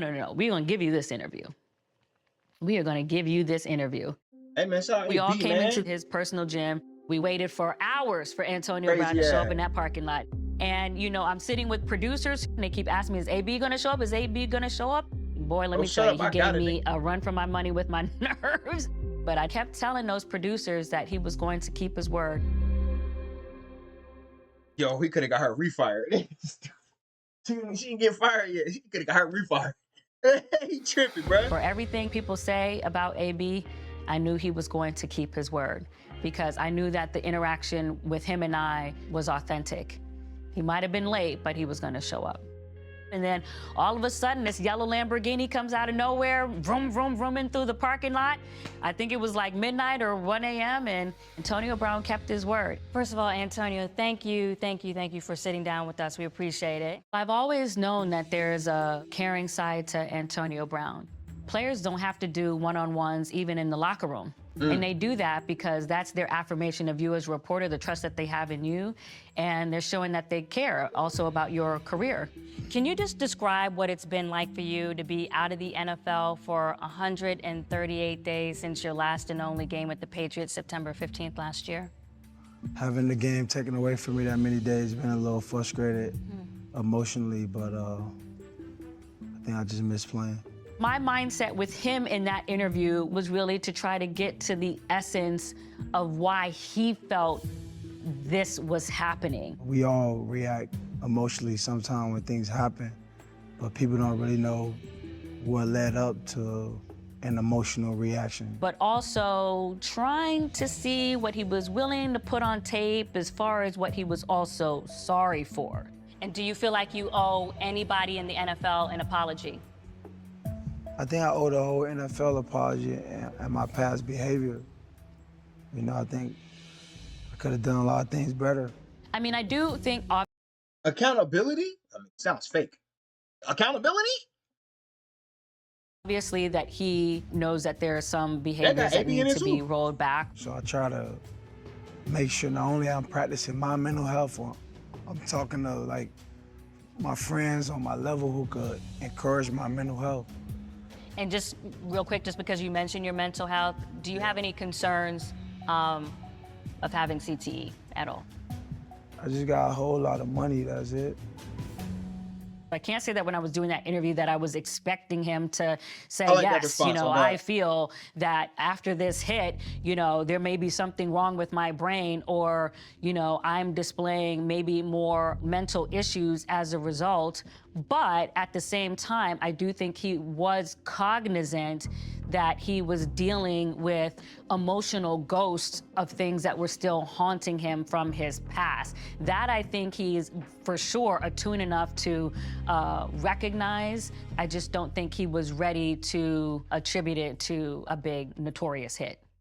You don't typically have players as good as Antonio Brown who become available in the middle of an NFL season. Like, that is an uncommon thing.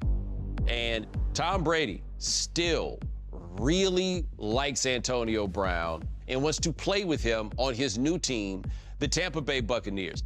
He follows Tom Brady to Tampa Bay, and he gets one last shot at resurrecting his career. They would have won without AB. The O-line was cooked. I hate that. I really do hate that. He should be losing to lose, on God.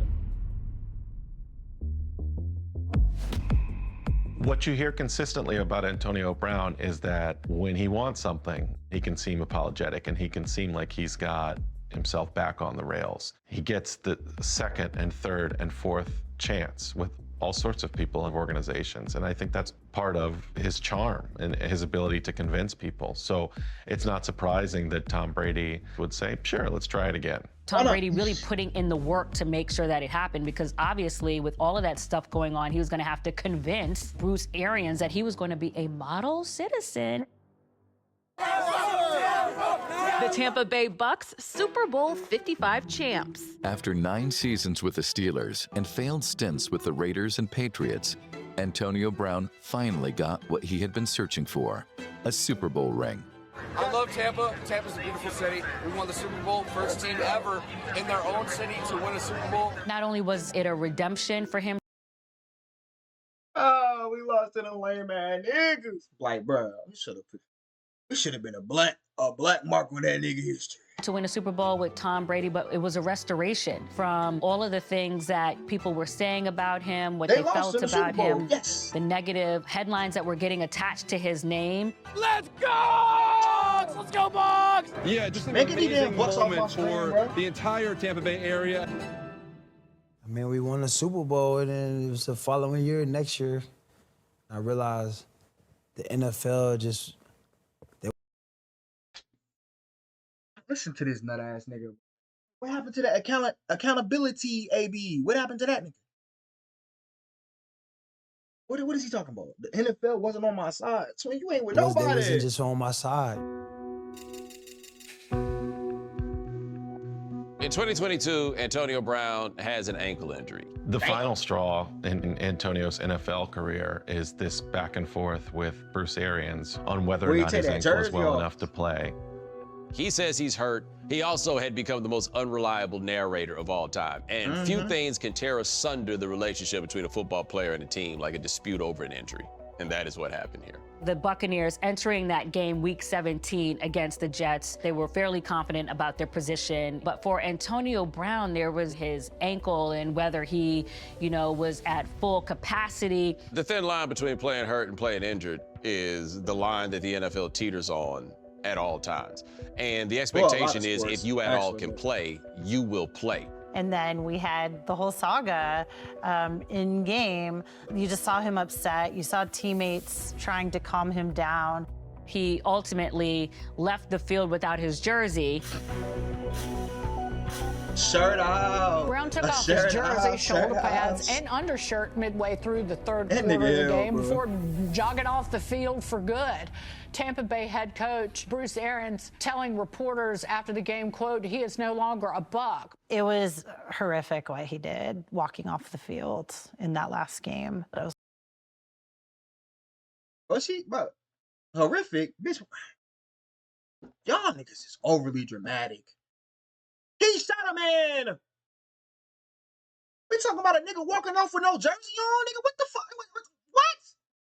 It's like he's not getting in the Hall of Fame. Fuck that. To do that, that's just a slap in the face to everything the NFL stands for. And it ends up being this he said, she said. Antonio ends up accusing the Tampa Bay Buccaneers of essentially pressuring him into playing while injured. And at this point in Antonio Brown's very public personal life, no one is inclined to believe his side of it. He said, she said. Correct. In an effort to share his side of the story, Antonio Brown sat down for an exclusive interview with Nate Burleson on CBS Mornings. Oh, my In boy my Nate. mind, for the coach that, I go to war with, I just text him I'm hurt, that I'm trying to still suck it up, to go to war for you. Right. And like here in the midst of the battle, Yeah. you telling me get the hell out of here like I'm done.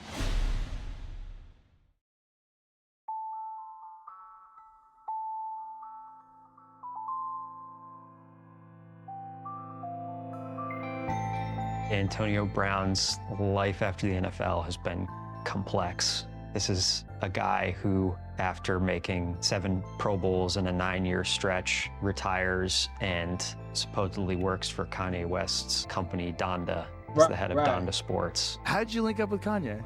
Man, he was looking for me right when I walked off the field. Really? Funny thing is, bro, I understand very well that this nigga AB knows how to market himself. Him coming on with a hard hat is hilarious. Him making CTE, SPN is hilarious. But this man needs help. Yeah. He starts recording songs I'm from the pit, not the Palace. I'm kind of stylish. Lifestyle lavish. under the name AB. He briefly But hold on, bro. You're not gonna play. Put that shit on. Yeah. Do your dance, purchases AB. and owns a National Arena League team with his father. He created his own YouTube page That was genius. / podcast called CTESPN. That's just We genius. started to see even more bizarre things. Now Antonio Brown is posting about Tom Brady's wife.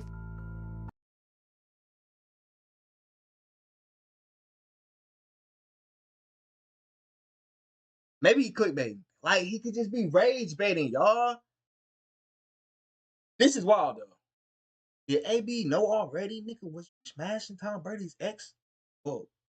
Yeah, ex now. In early 2024, Antonio Brown filed for bankruptcy.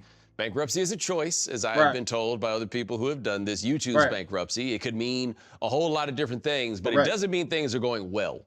Things get over here, anybody. Tell that to 50 Cent.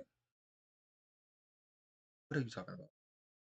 What are you talking about? They can sue you, take you for whatever you got. At this point, I don't work. I don't make millions of dollars where it's coming in where I could just force someone that money. So, Chapter 11 is about restructuring. In his initial bankruptcy filing, Antonio Brown checked a box indicating that he Hold on.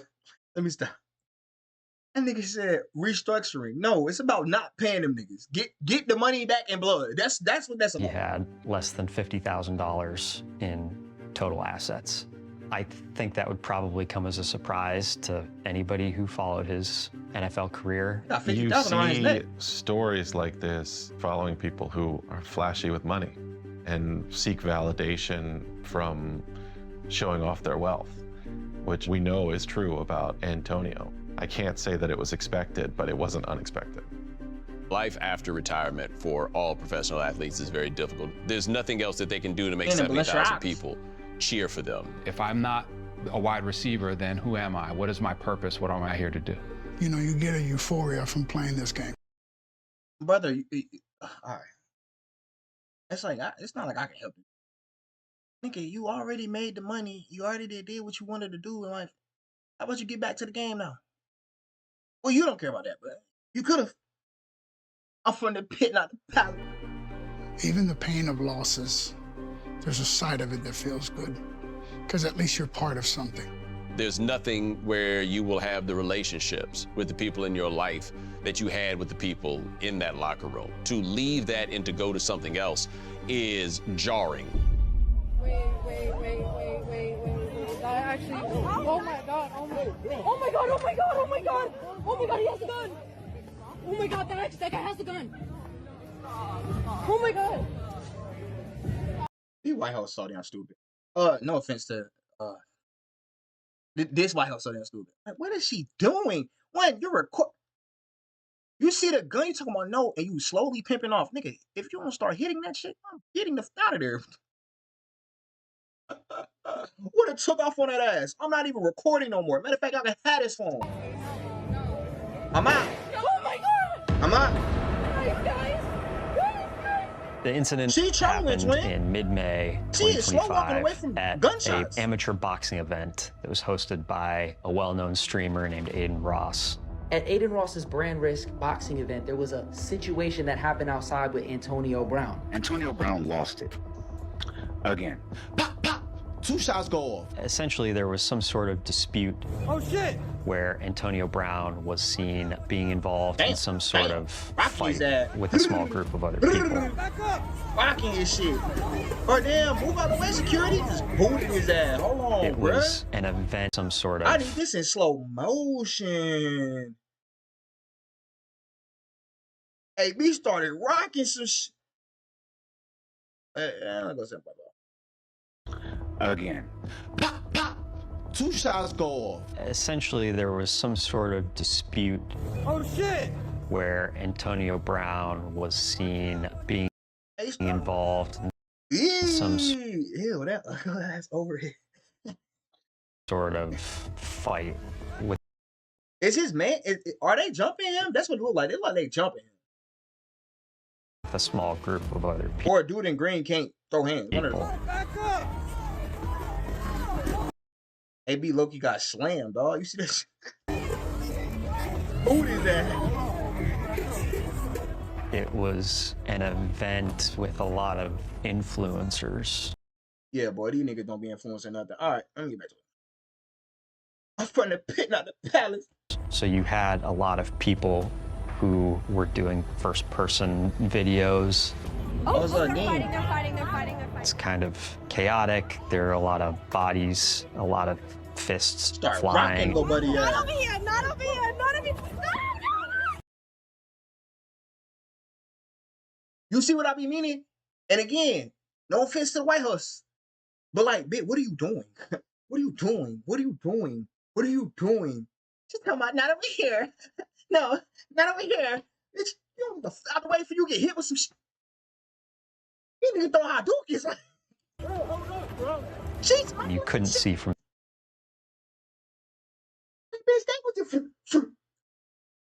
all right, y'all got it. the footage who started it. Antonio Survival instincts of a fucking sponge.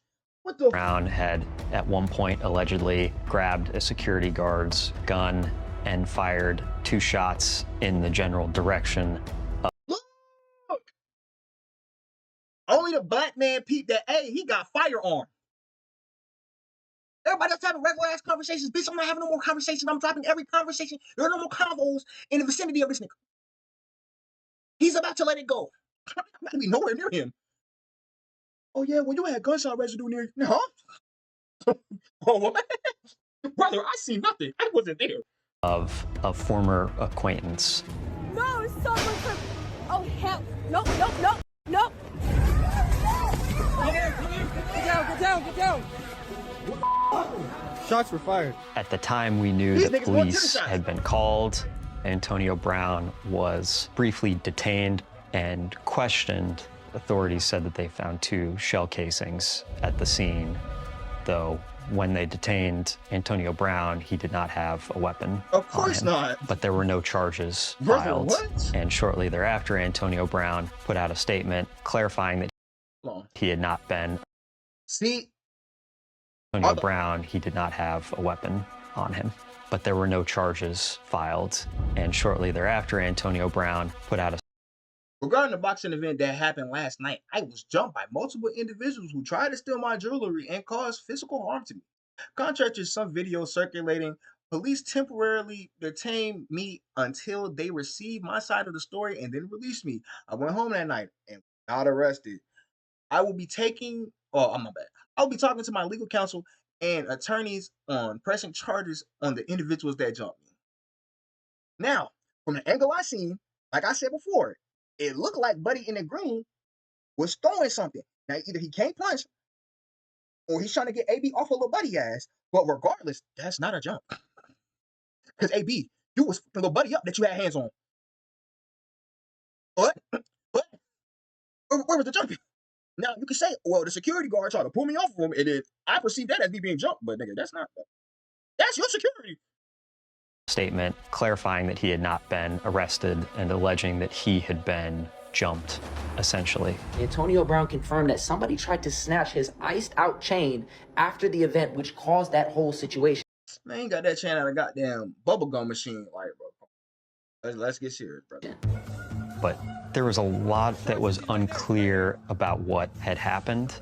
Florida authorities obtained security footage that showed allegedly Antonio Brown's involvement and helped identify the alleged victim, Zul Kareem Natambu. Zul Kareem Natambu said in an interview with TMZ that he and Antonio Brown had had some beef and that it was actually Natambu who, after some sort of verbal altercation, was attacked by Brown. If you watch the video, everybody was attacking me. That's what it looked like, 3v1. He went, got a gun, shot wildfire, and we fight. He shot at me twice. Praise be to Allah, I wasn't hit. We started looking into who is Zul Kareem Natambu and found that they had a history. Zul Kareem Natambu allegedly first met Antonio Brown in 2022 when they were both in Dubai. Shortly after leaving the NFL, he was at this point in time traveling with the boxer Floyd Mayweather Jr.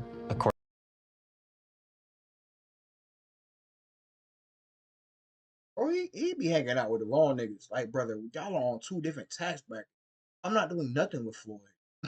Nothing. You know why? Because Floyd can at any time be like, hey, let's set up an exhibition match. Hey, I'm about to start my own promotion company. And get any money that you about to spend with this nigga right back by blinking. You never gonna, I'm not hanging out with Floyd for what? It's gonna be broke the next day. According to the court records, Natambu had some jewelry that he agreed to let Antonio wear, presumably to help promote his jewelry business. Then when Natambu allegedly asked for the jewelry back, Brown said he didn't have it. After this back and forth, Antonio Brown allegedly gave Natambu a couple of gold chains to hold as collateral. Natambu then alleged that Antonio Brown went to Dubai authorities and said, yeah, he robbed, man. It's a slimy little nigga, man. They be slimy as hell. and claimed that Natambu had stolen the chains from Brown and led to him being jailed in Dubai for a period of several weeks. And listen, I spent 40 days in the Dubai jail because we were out there for a Floyd Mayweather fight. He tried to defraud me out of a multi-pendant and a design that I was trying to go talk to, I was going to talk to Floyd about being an ambassador for. Natambu then filed a lawsuit against Antonio Brown for not returning the jewelry, which was estimated at 6 figures. Hey, brother, don't know if you know this. You're not getting that bread. That nigga's broke. And wrongful imprisonment. Antonio Brown initially did not respond to this lawsuit, which led to Natambu earning a judgment, and that judgment has, as far as I'm aware, still not been paid. And it will Fast never be forward, paid. and the Washington Post reported that an arrest warrant was signed by a judge. He was charged with attempted second-degree murder.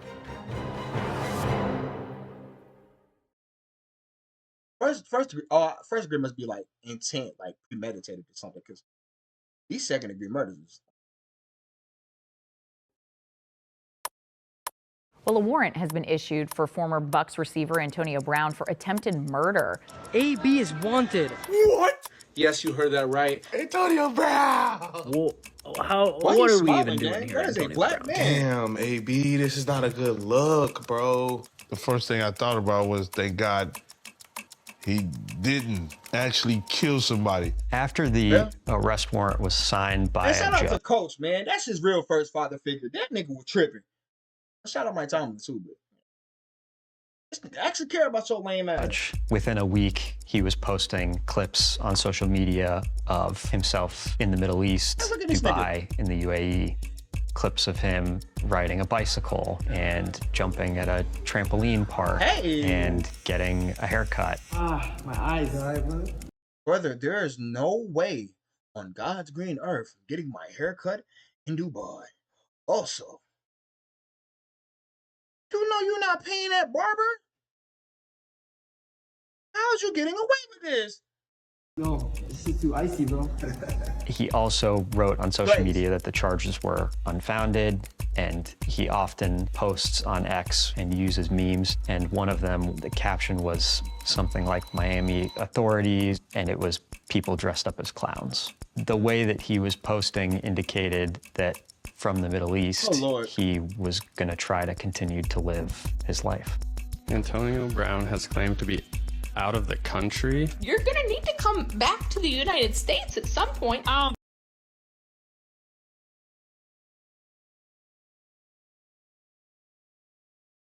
Yeah, because he can get extradited. Oh, right. Give a run, AB. People on the run don't post their whereabouts. He was perhaps on the run, but certainly not running. Everybody. They do when it doesn't matter. Like, if I'm in a space, I wouldn't do it. But if I'm in a space where I can't be extradited back to the country to face my crime, I don't really care where you think I'm at or you know I'm at. It doesn't matter to me. They knew where to find him.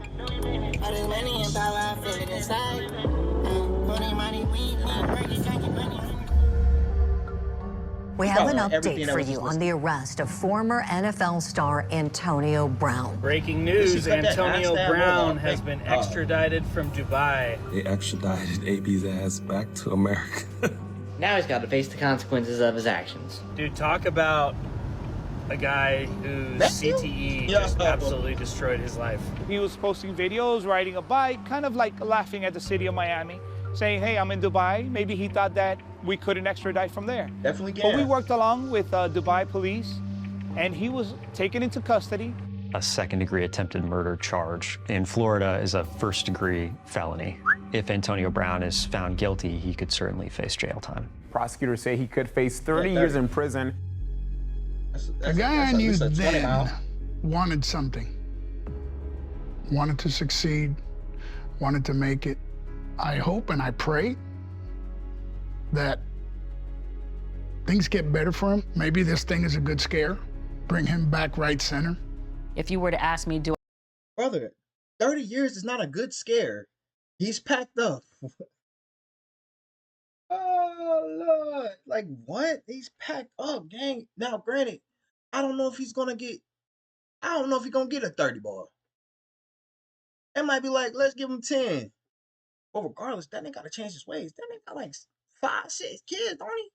He trim. I think Antonio Brown would just voluntarily try to, in his right mind, attempt to kill someone. I would tell you no. It's unfortunate because, you know, Antonio Brown is an impresario in the NFL. It's unfortunate because he's a father, and it's unfortunate because you don't want to see anybody, let alone Antonio Brown, be associated with anything potentially criminal.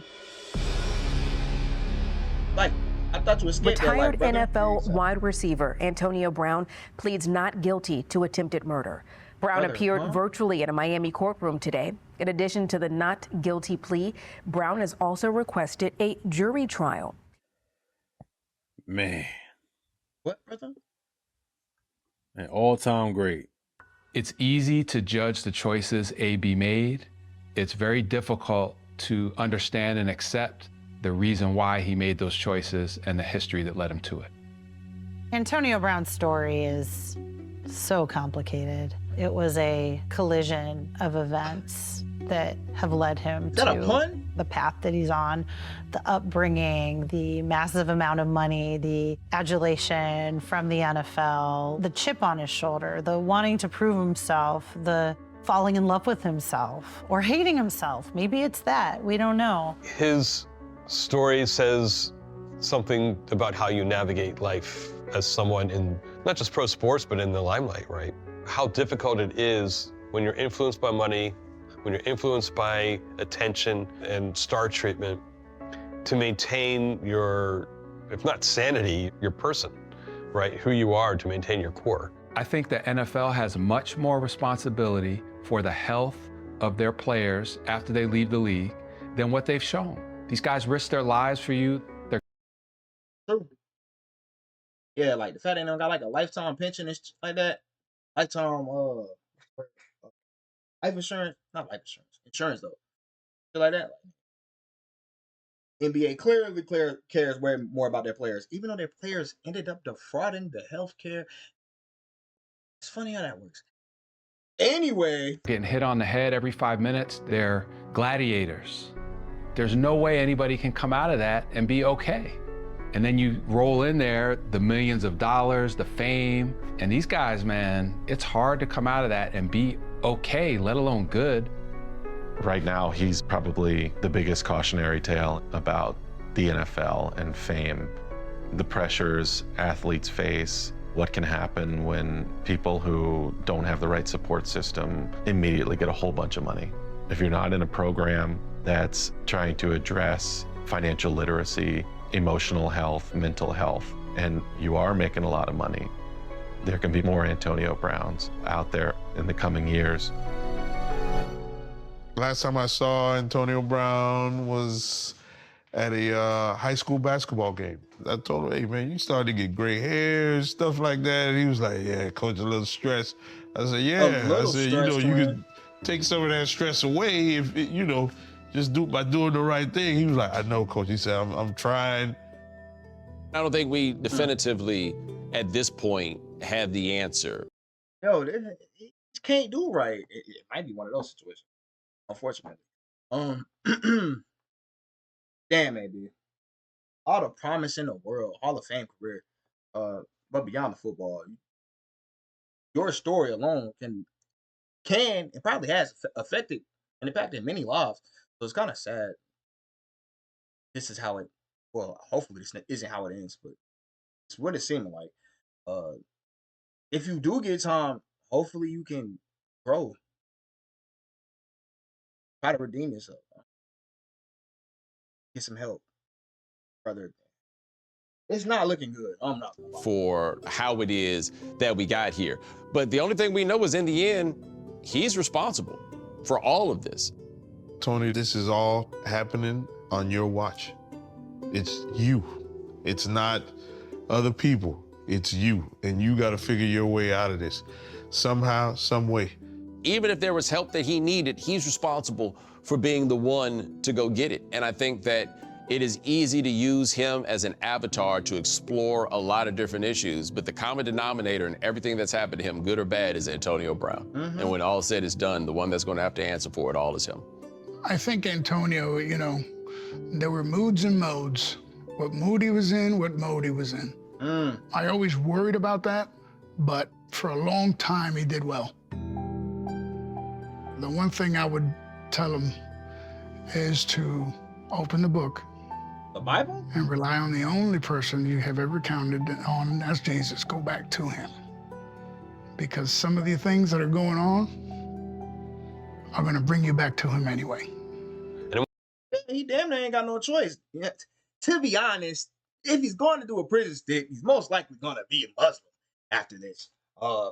He's probably going to pick up the Quran, knowing these niggas. Oh, that's the end of the video. I don't really care what this white man has to say.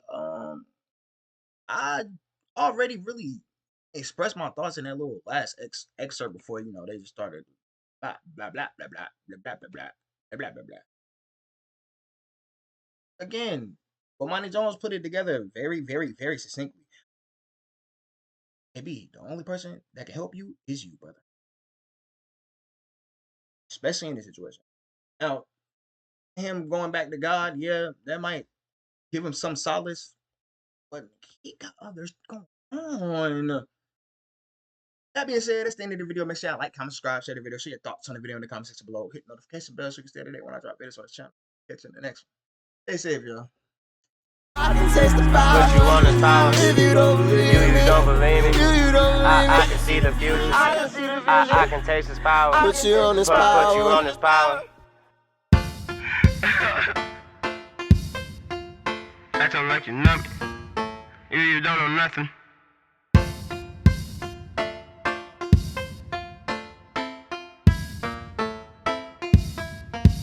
All my hoes is Yoshi's. Smoking, dodging police, feeling kinda groovy. I might spit a movie. You don't believe me. I can see the future, acting like you know me. I can see the future. Quickest way for me to get away. I need some access to some motion. New and clear and royal.